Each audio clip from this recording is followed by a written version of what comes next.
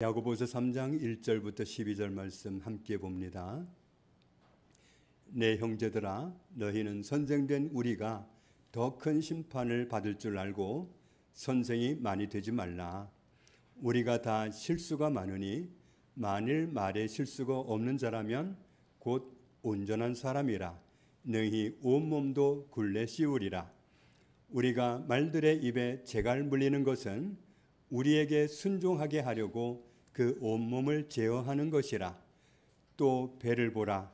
그렇게 크고 광풍에 밀려가는 것들을 지극히 작은 키로서 사공의 뜻대로 운행하나니, 이와 같이 혀도 작은 지체로 돼 큰 것을 자랑하도다. 보라, 얼마나 작은 불이 얼마나 많은 나무를 태우는가. 혀는 곧 불이요 불의의 세계라. 혀는 우리 지체 중에서 온몸을 더럽히고 삶의 수레바퀴를 불사르나니 그 사르는 것이 지옥불에서 나느니라.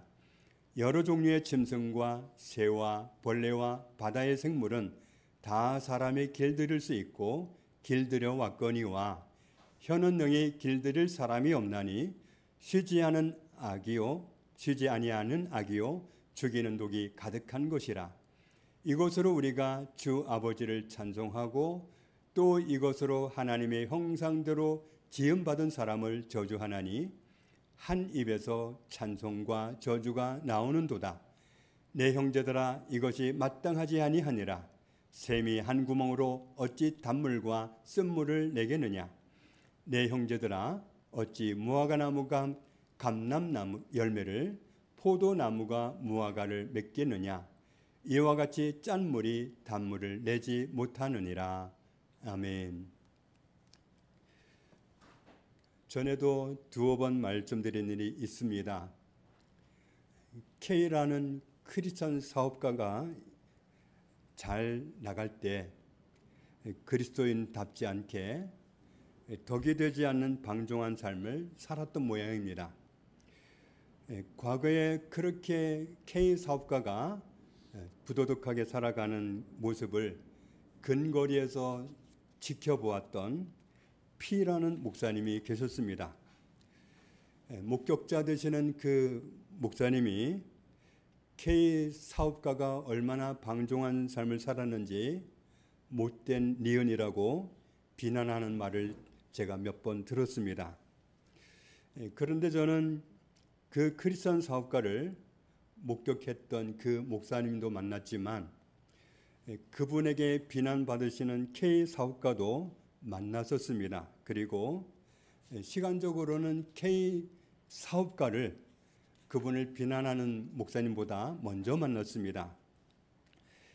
K 사업가를 제가 만났을 때는 집사님이셨는데 그분의 과거는 전혀 모르는 상태였고, 제가 그분을 만났을 때는 예수님을 인격적으로 만나고 변화되어서 누가 보아도 경건한 그런 그리스도인의 삶을 살아가고 있는 그런 상태였습니다. 이분이 간경화를 앓다가 2002년 12월 끝자락에 중국에 가서 간 이식 수술을 받게 되었는데, 간 이식 수술을 받는 그 과정에 이분이 천국을 갔습니다. 그래서 거기서 예수님을 만났기 때문에 그분의 삶은 완전히 달라졌습니다. 그분이 과거에 어떤 삶을 살았는지는 전혀 몰랐고 저로서는 또 알 필요도 없는 겁니다. 하여튼 2002년 12월 말이 되기 전에, 12월이 끝나기 전에 K 사업가는 예수님을 만났고 그 이후부터 지금까지 여전히 새로운 인생을 살아가고 있습니다. 과거에는 본이 되지 않는 삶을 살았을지라도 2002년 12월 말일 되기 전에 나쁜 삶을 끝낸 분이 그분입니다. 그래서 예수님도 K 사업가의 지난날의 삶을 문제 삼을 것 같지는 않습니다.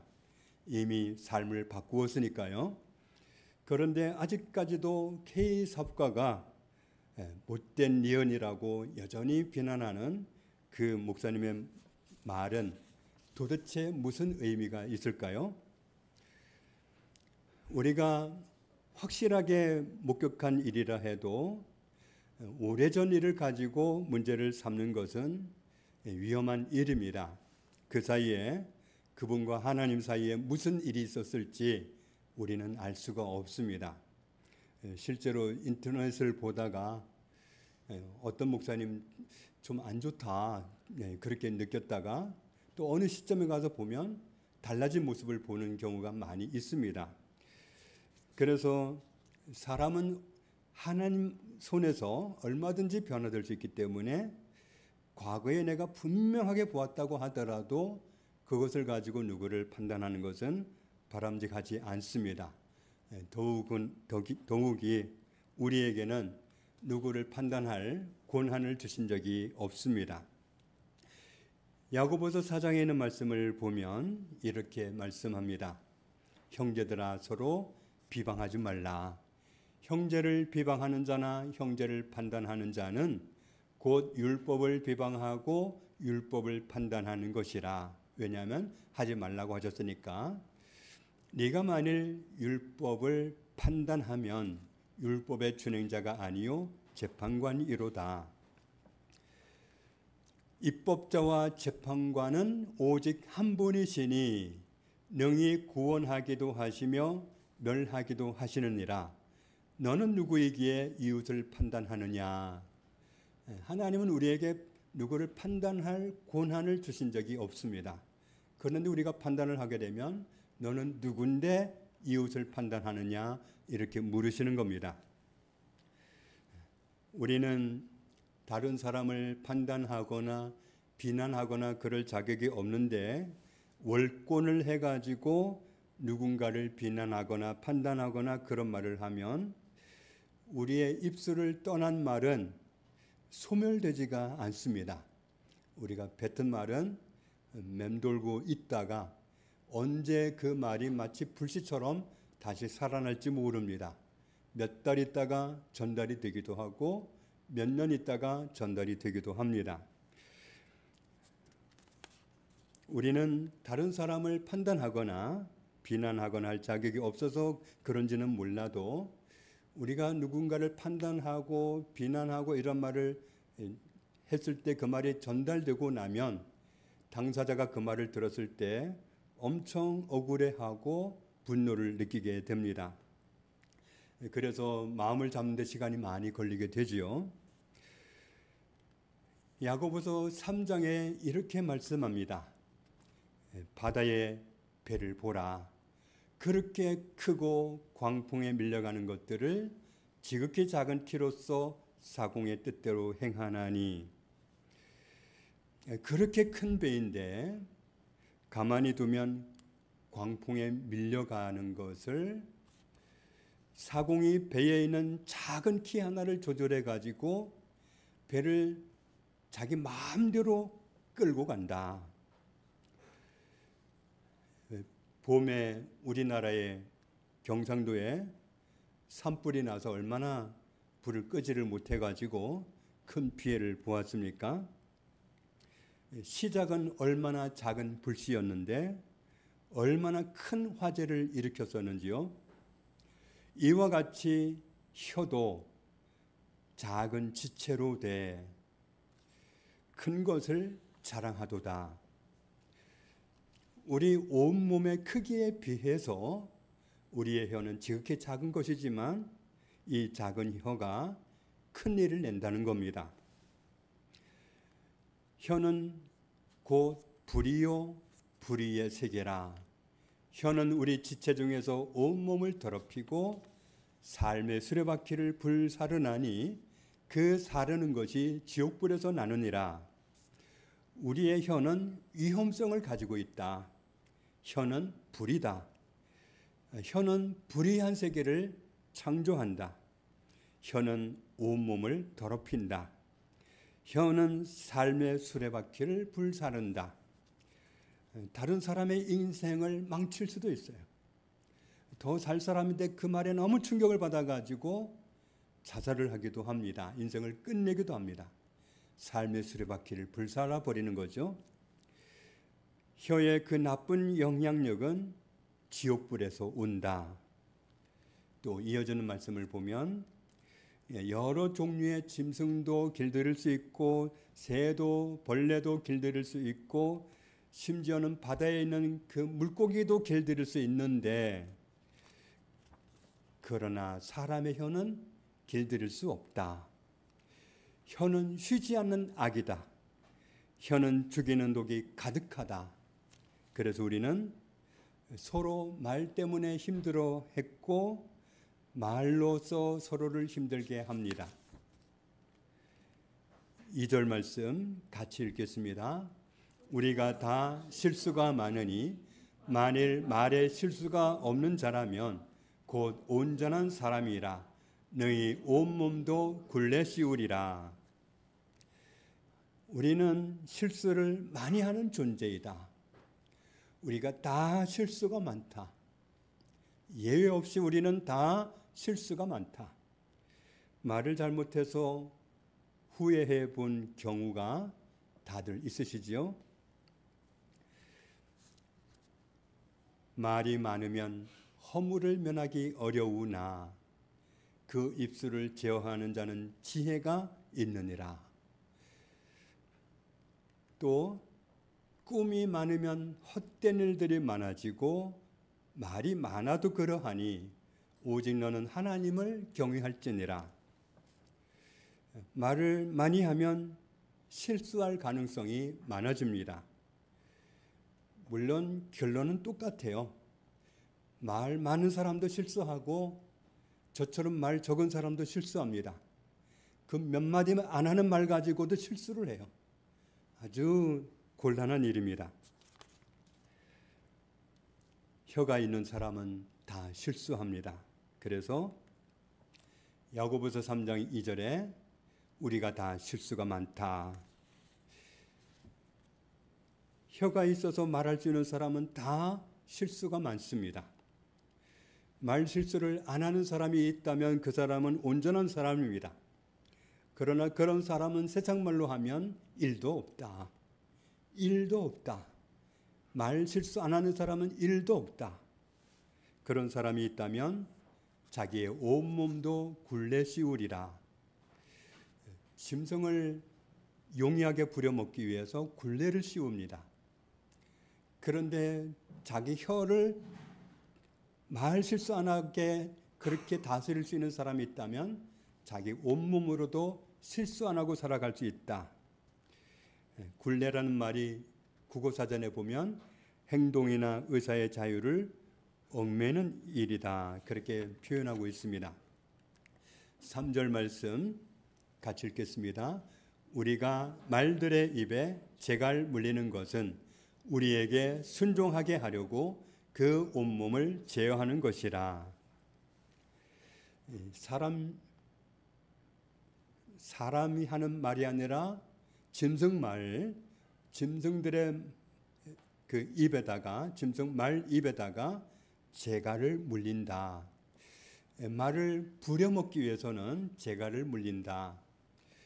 재갈이라고 하는 것은 쇠막대기로 된 건데 입에다 물려가지고 고정장치를 만드는데 그 고정장치를 굴레라고 합니다. 재갈은 동물의 입속에다 끼워 넣는 쇠막대입니다. 옛날에는 동물의 뼈나 뿔로 재갈을 만들었었는데 지금은 쇠붙이로 간단하게 재갈을 만듭니다. 말이나 큰 짐승을 용이하게 부려먹으려면 입에다가 재갈을 물리고 재갈이 그 입에 고정되어 있도록 굴레를 씌워서 그 말을 부리게 되는데 이 말씀을 오늘 왜 우리에게 하느냐? 야고보서 1장 26절 말씀에 이렇게 말씀합니다. 같이 읽겠습니다. 누구든지 스스로 경건하다 생각하며 자기 혀를 재갈 물리지 아니하고 자기 마음을 속이면 이 사람의 경건은 헛것이라. 경건하다 생각하며 그랬는데 경건하다, 경건 이 말이 원어로 보면 경건한, 섬기다, 섬기다는 말에서 이 경건이라는 말이 나왔습니다. 신앙적이라는 말이고 섬긴다는 말입니다. 나는 하나님을 섬기는 사람이다. 나는 하나님을 섬기는 신앙을 갖고 있어. 이렇게 말할 때 쓸 수 있는 말이 경건입니다. 이런 사람이 자기 혀에 재갈을 물리지 않는다면 그 사람은 자기 마음을 속이는 것이고, 그리고 그런 신앙은 빗나간 신앙이라고 말씀합니다.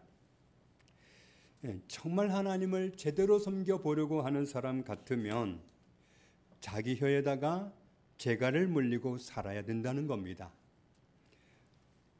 옛날에는 사람 입에다가 헝겊 같은 것을 입에다 틀어막고 말도 못하고 소리도 못 내도록 재갈을 물리는 경우가 있었습니다.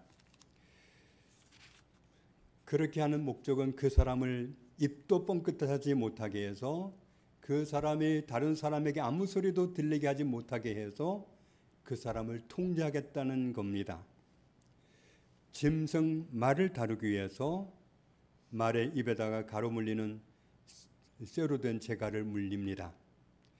재갈을 말 입에다 항상 있도록 하기 위해서 굴레라는 장치를 만들어서 고정을 하고, 곱비를 당기기도 하고 그 말을 때리기도 하고, 그러면서 말을 원하는 대로 끌고 갑니다. 손은 재갈을 물리지 않고 코를 뚫더라고요.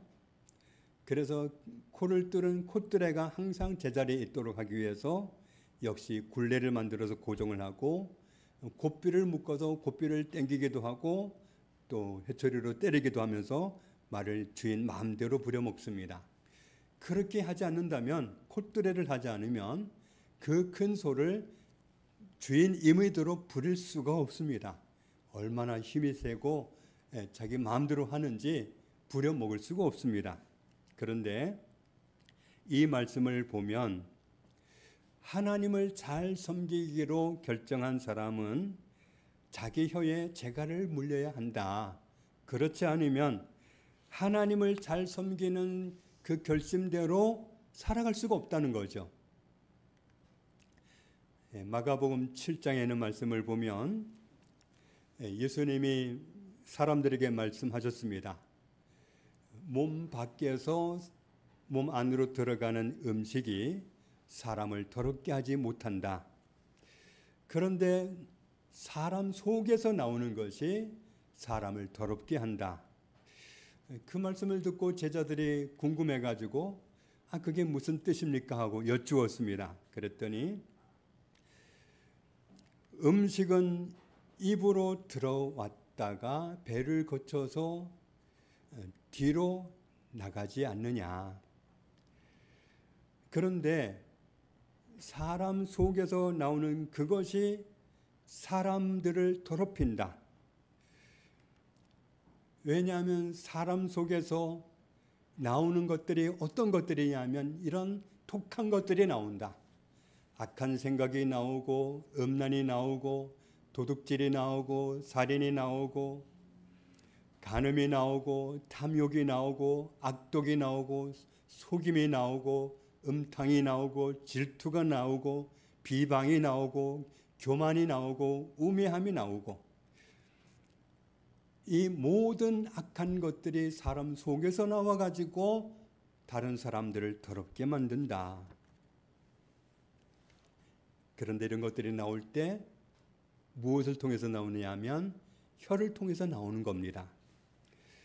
그래서 우리가 생각난다고 말하고 말이 오늘따라 잘 된다고 말을 그대로 그냥 거리낌 없이 해버리고 하면 어떻게 되느냐. 야고보서 3장 8절 말씀에 혀는 능히 길들일 사람이 없다. 그런데 혀는 쉬지 않는 악이다. 혀는 죽이는 독을 가득하게 가지고 있다. 우리의 혀가, 내 혀가 이렇게 위험성이 많은 그런 악을 품고 있다는 것을 전제해야 된다는 겁니다. 그런 사실을 간과하고서 생각나는 대로 아니면 하고 싶은 말이라고 해서 다 하면 우리의 모습이 나는 하나님을 잘 섬겨보겠다고 결심을 했는데 그런 우리의 모습이 얼마나 우스꽝스러운 존재가 되어서 나타나게 되는지 이렇게 말씀합니다. 같이 읽습니다.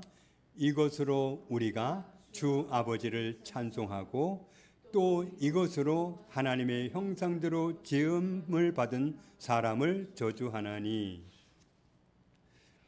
어떤 사람에게 재앙이 임하라고 하는 것도 저주이지만 어떤 사람에게 악담하는 것도 저주입니다.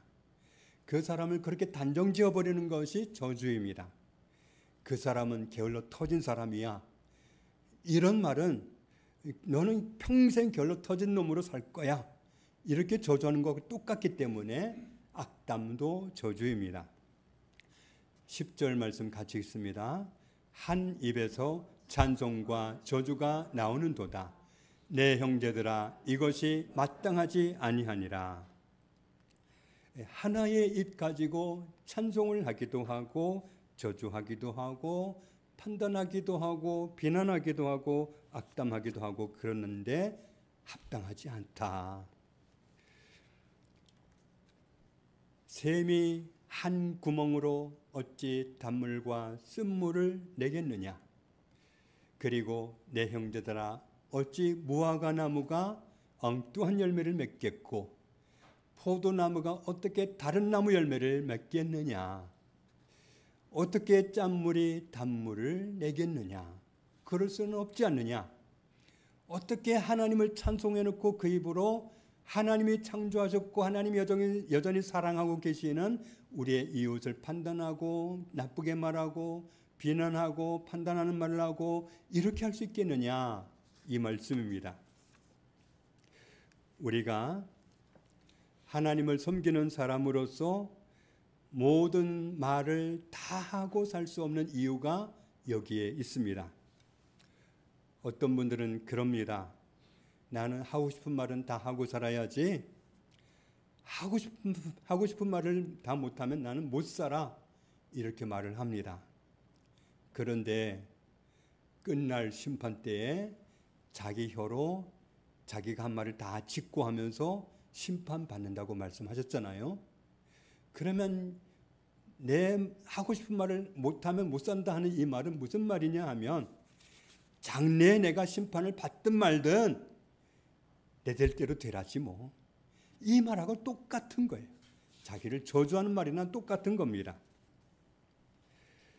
물론 사람이 위험성 많은 혀를 가지고 있다고 해서 우리의 혀가 다 나쁜 말만 하고 못된 말만 하고 나쁜 영향을 미치는 말만 하는 것은 아닙니다. 경우에 합당한 말은 아로새긴 은쟁반의 금사관이라. 이렇게 아름다운 말도 할 수가 있어요.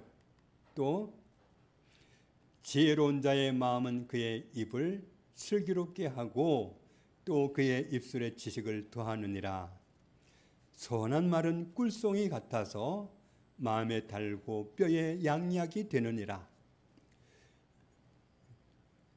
가끔 어떤 사람은 자기가 정말 피어날 수 없는 그런 정말 어려운 형편에 살고 있었는데 담임 선생님이 격려하는 말 한마디를 잘해줘가지고 그 말 때문에 용기를 얻어서 오늘같이 이렇게 자기는 사람다운 삶을 살 수 있게 되었다고 고백하는 말을 듣습니다. 우리가 말 잘하면 그렇게 할 수가 있습니다.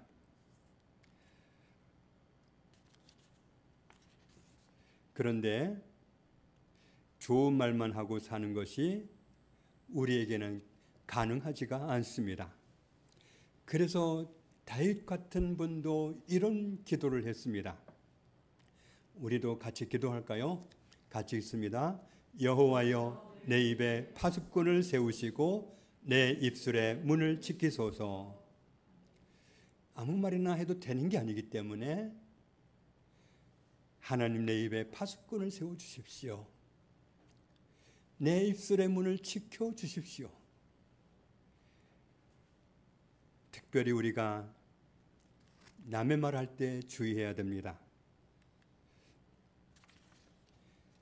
남의 말하기를 좋아하는 자의 말은 별식과 같아서 뱃속 깊은 데로 내려가느니라.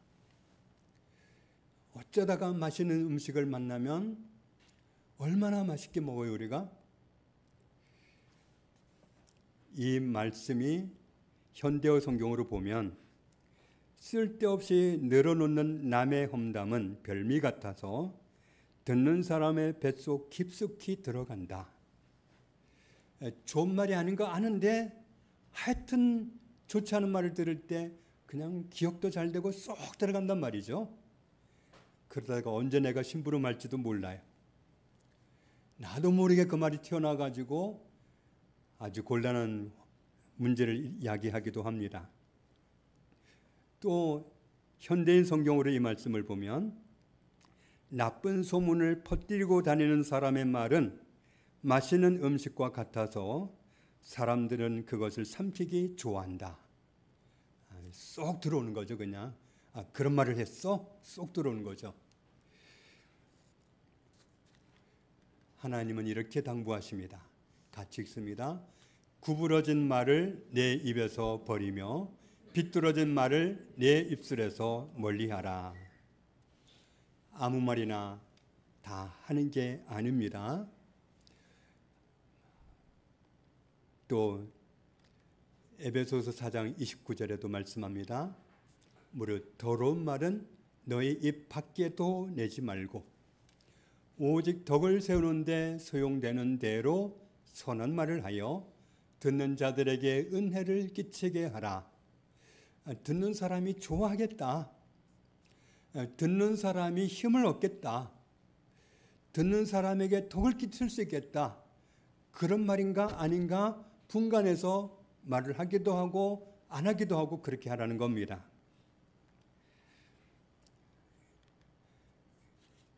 너희는 모든 악독과 노함과 분냄과 떠드는 것과 비방하는 것을 모든 악의와 함께 버리고 같이 읽습니다.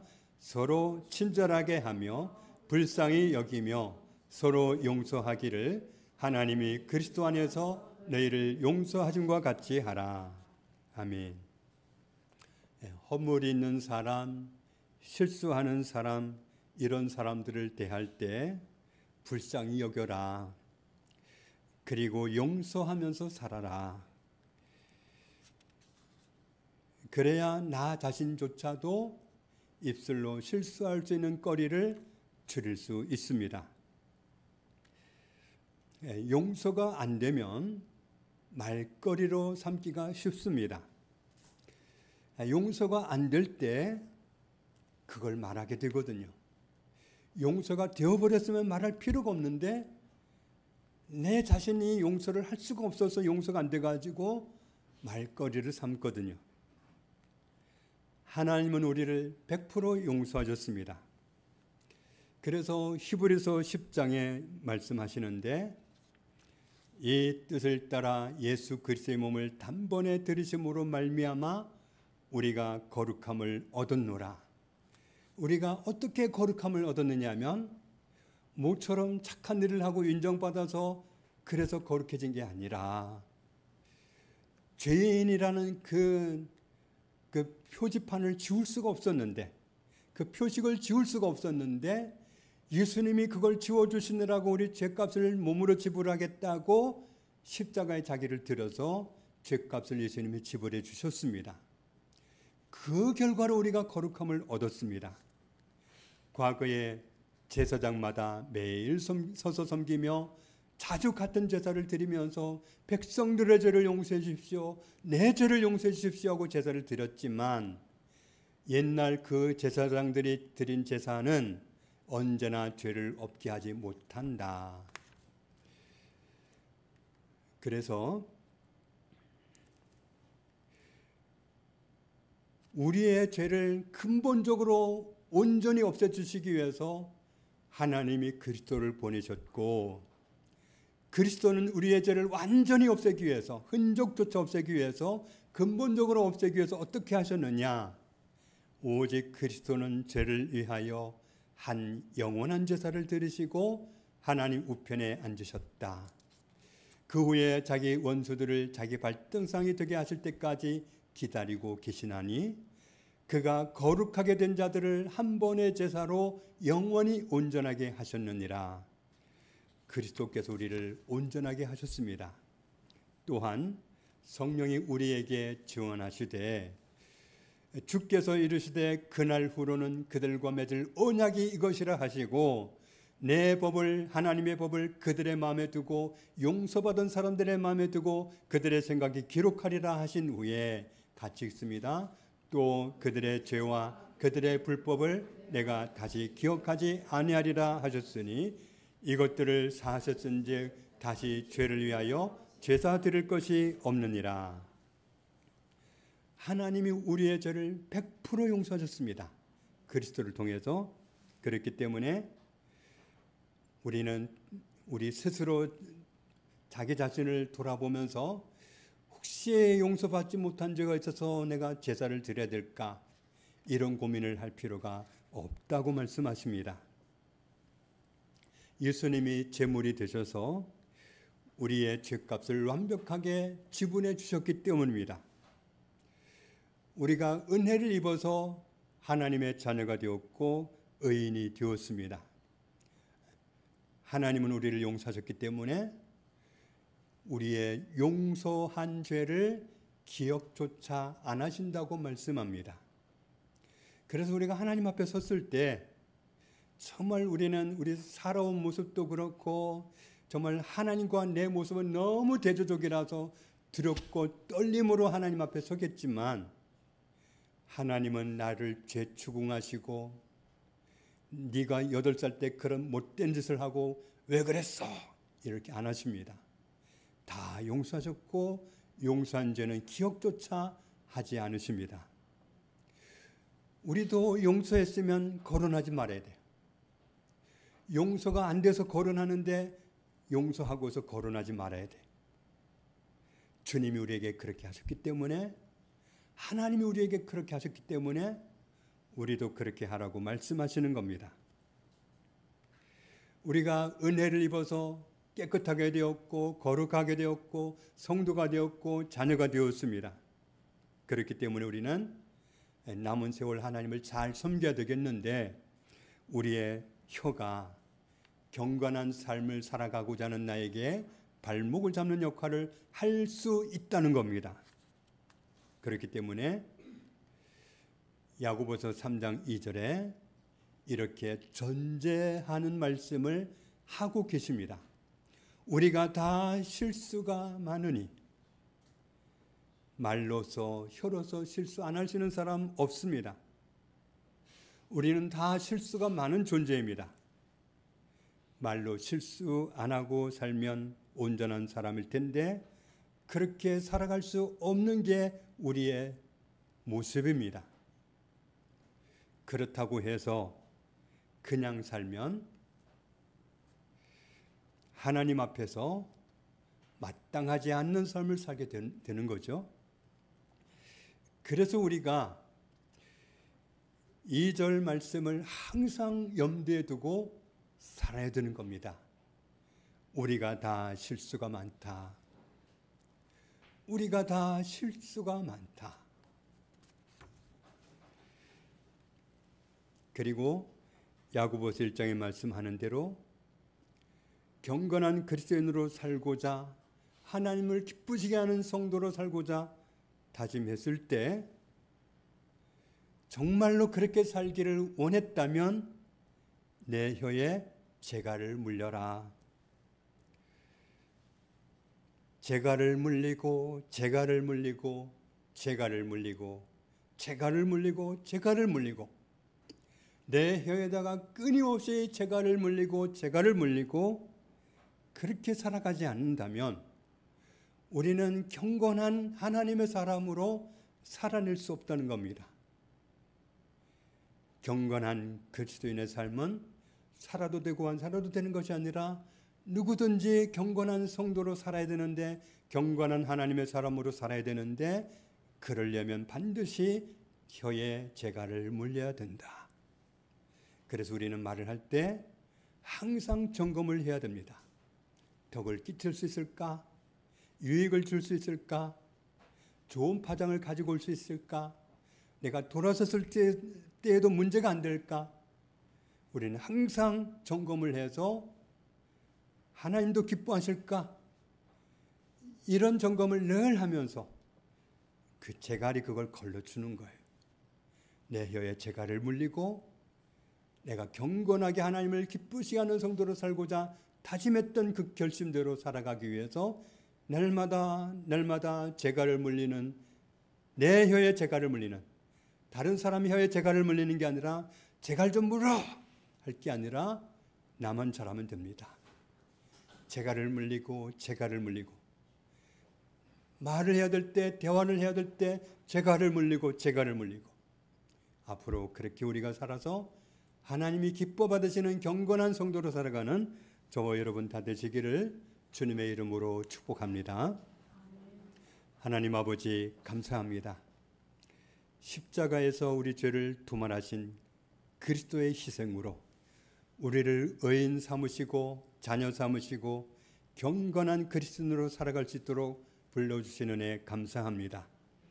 경건하게 살아야 되겠습니다. 다짐하고 정말 하나님을 기쁘시게 하는 삶을 살고자 할 때에 나도 모르게 내 혀가 죄를 범하고 파장을 일으키고 나쁜 영향을 끼치면서 경건한 성도의 삶을 엉터리로 만드는, 그런 나를 주저앉히는, 나를 바보로 만드는 그 결과를 빚을 수 있기에, 그렇지 않기 위해서 재갈을 물려라, 혀에 재갈을 물리고 살아야 된다고 오늘 말씀해 주신 이 말씀대로 남은 세월을 살아갈 수 있기 원합니다. 항상 재갈을 물고 말함으로써 유익을 끼치는 말을 하고 좋은 말을 하고 나쁜 말을 전달하지 아니하고 하나님을 기쁘시게 하고 이웃을 기쁘게 하고 그렇게 살아갈 수 있는 저희들이 늘 되게 하여 주옵소서. 예수님의 이름으로 기도합니다. 아멘.